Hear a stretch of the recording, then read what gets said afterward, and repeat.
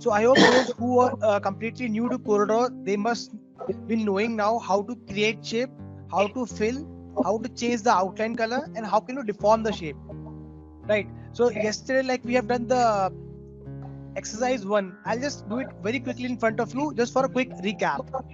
So I'm taking a new document. So for new document, either you can go to file and click on new, or you can also click on the small plus sign, right? Start a new document.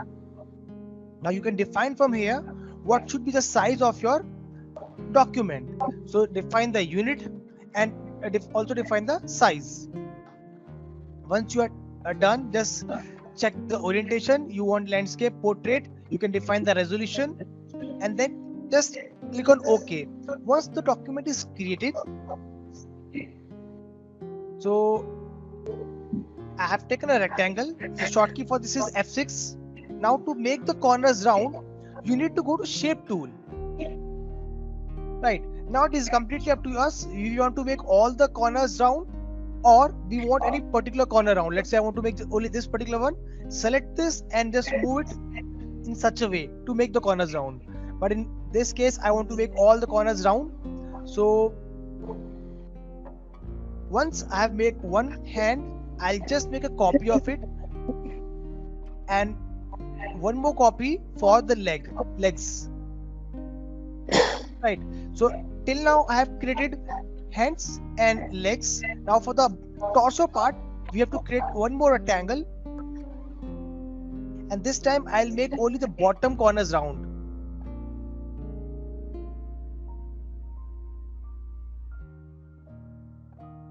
Let me also apply color to it. I've selected all the shapes in a single click with the help of left click drag, and now I can apply fill to it. Just in case if you don't want the outline, you can right click on this no fill, the very top option over here, no fill, right? So can you see the outline is gone? But I want a white outline, so I'll just keep it like this. And I want to also increase the size of my outline. So currently it is showing 0.2 mm. I will increase the size of the outline. I'll make it around 1.5, right? And just put it somewhere over here. Yeah, just to be sure, I can select all the shapes together and I can press T. T is the shortcut for top align. Double click. I will just quickly apply a background. So as you can see, we have a couple of shades over here, color codes. If I press and hold it, you will see the other shades also of it. Can you see? I need to press and hold with the help of my left click. Now, whatever shade I want, I can just select that shade. Now the bottom part is ready. I want to make the head part. I will slightly make it small, and for the head I will take a semicircle. So for this I need to go to ellipse first, and then I can go to pi and I can make a semicircle in such a way. This I'm doing just for a revision. If you want to apply the same fill, so whatever color you are using in the document, it will also come in the bottom. So the bottom is called document color palette. So whatever color you are applying, or maybe whatever color you want from the image, it will all appear over here in the bottom. I want white outline. Now for the eyes, it is small, it is simple ellipse.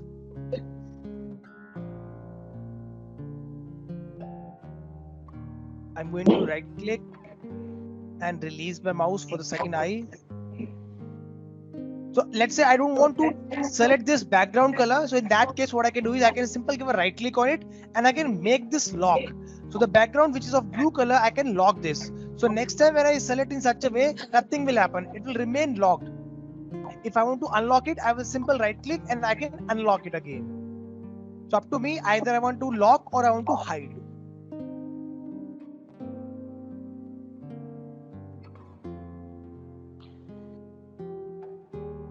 Now, for those antennas, again, we can use either rectangles or we can also use the line tool. But I would prefer rectangle over here. Just make a round corners. and till now we have not applied a rotation. So for rotation, what we need to do is the very first click is to select something, right? See, when I click, it will get selected. But if I want to rotate this, I want to click one more time. When I click 2 times, it will come in the rotate mode. And now from the corners, I can easily rotate the object. So if you want a specific angle, so you can apply angle over here. So currently I have rotated 16 degree, right? So let's say I want to rotate it 45 degrees. Apply the value, press enter, and it will rotate as per angle we have applied over here. 45 is I think too much. I'll keep it around 36. 36 is fine. And for the second antenna,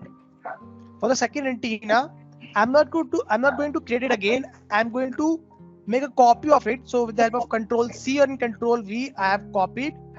And now can you see we have two antennas, right? But what I will do, I will not move it. I will just flip it from here, flip horizontal. Now, after flipping it, I will move it and place it where I want. Now, if you have noticed, those antennas are coming on the top of the head. I don't want on top. I want at the back of antenna. So for that, what you can do is there's an option over here which says to back of layer. When I click on this, it will move the antenna on at the back of this head. So either you can click over here, right? It has taken at the back of this background. So what I'm going to do is I'm going to first unlock this background and put it at the very back. Lock it again.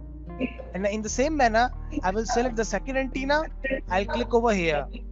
Now the shortcut for this is Control plus page down. I'll show you again. Let's say I have two objects.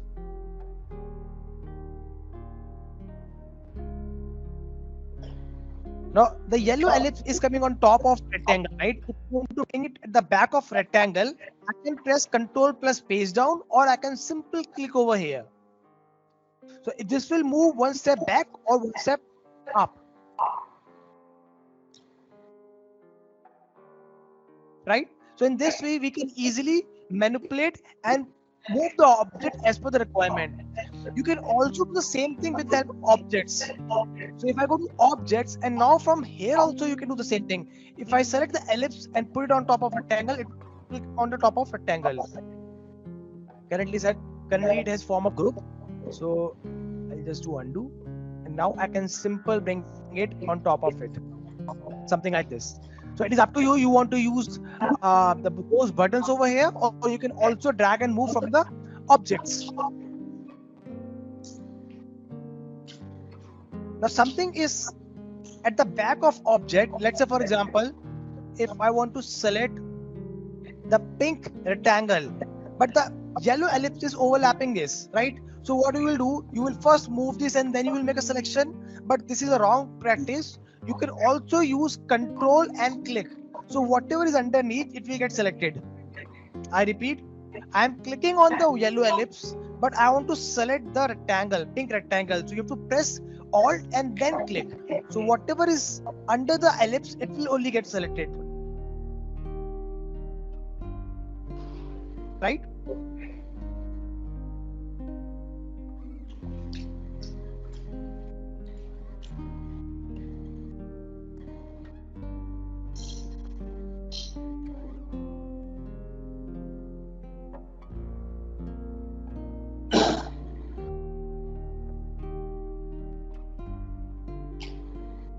Okay, now moving to the next tool, that is called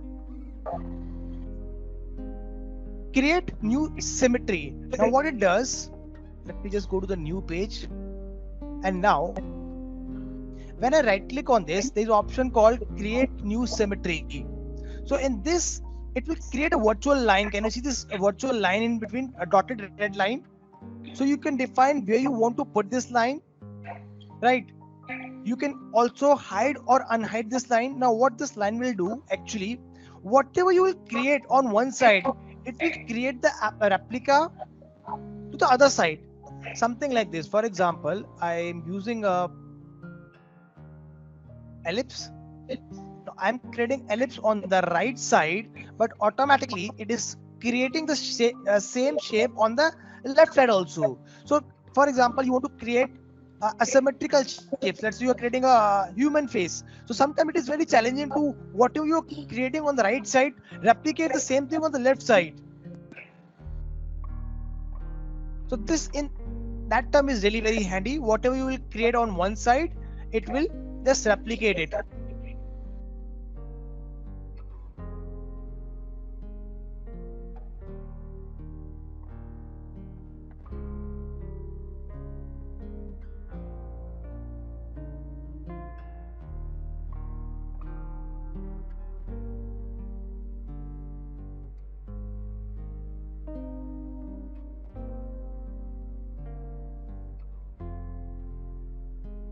And once you are done, just click on the finish option over here. Can you see? I have just completed the half part, and the rest half is done automatically with the help of CorelDRAW. Now it is completely up to you how many virtual lines you have to create. Let's say this time I'm adding one more page. This time I will not create one line. I can create n number of lines. Can you see? So it is completely up to me how many virtual lines I want. If you want to adjust the line, you can do that as well. Now in this case, what will happen? Whatever I'll create on any one quadrant, it will replicate the same thing on the other quadrant as well.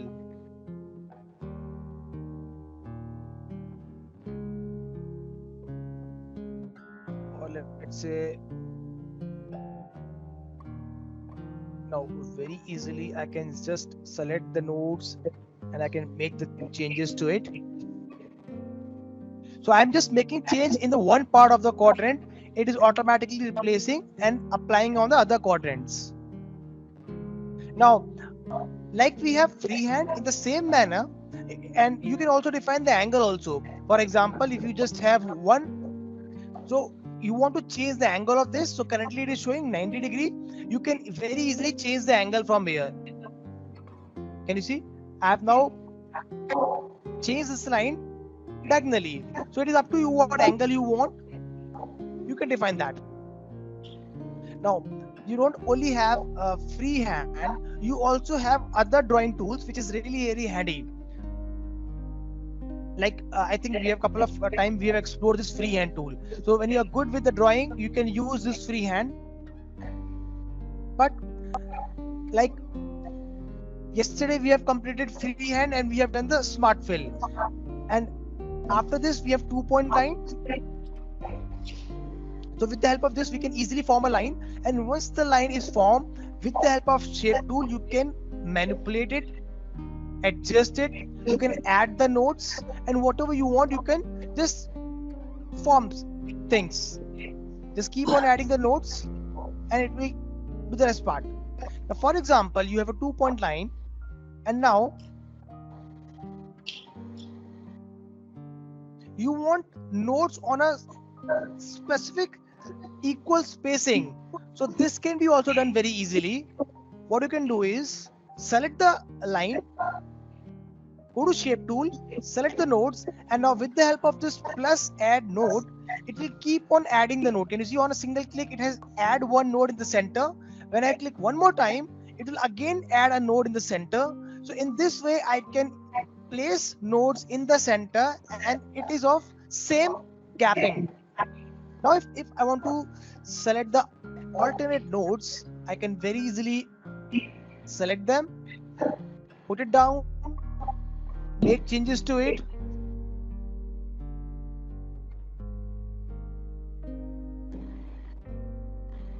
So in this way, I can easily manipulate the nodes. Otherwise, if I do the same thing manually, it is not possible to maintain the precision and the accuracy. Click, it will add, click, it will add, but I am not sure it is forming a equal spacing. So for that, you can use those add nodes. Right? Okay. Now after the add new symmetry, we have object style. Now what object style does,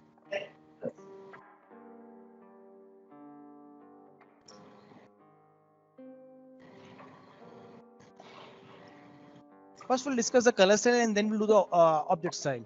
So moving to the next page. Now, for example, you have created something. Let's say I have created this very raw shape of tree, and this tree have a different shades of green. Can you see? Every green is of different shade. Now, for example, I shared this work uh, with my client, and now he just want to replace the green with any other shades. It can be purple, it can be red, it can be other shade of color. So because the shades are too much, so it is not possible for me to do it manually, right? Let's say I'm having a couple of more ellipses with different shades. So now this can be done very easily with the help of color style. I'll show you how. So go to color style, just click on the small plus sign, and there is option of color style. Can you see? It is already check marked. When it is check marked, it is already there in the Docker list. So just click and you will see this option. Now, I'm assuming this, I want to change the color of those green leaves. I will select them. I can drag and select them and I'll just move it over here. When I move and I release my mouse, it will ask me to create number of groups. Now, can you see automatically it has formed one group over here, right? So one group means if I'll make changes to any particular color, it will also affect the other colors. It is completely up to me how many groups I want to create. Can you see now I make two groups. Now one group is for yellow and one group is for green and blue. If I'll go to 3, so automatically as per the shades, it will form a group. So if whatever changes I'll make in this, it will not affect the other groups. Now let's say for example, I just want to work on with 2 groups. So I have defined the groups. Now I can define it will make changes to both fill and outline, object outline only or object fill, right? Let's say I want to make changes in only fill, object fill only. Now 2 groups. Okay, now can you see it has formed 2 groups? You just yeah. So now when I click on this harmony folder over here, you will see all the colors will get placed in this Q bar. Now on a single click, I want all of you to please observe over here. All these green colors will be get replaced when I just move my cursor towards the other color shade. Now on a single click, I'm able to replace all the shades of green, right? Now if I want to make change to any particular color, let's say I want to change this color, right? So this can be also done. I can manually select the color and then I can make changes to it.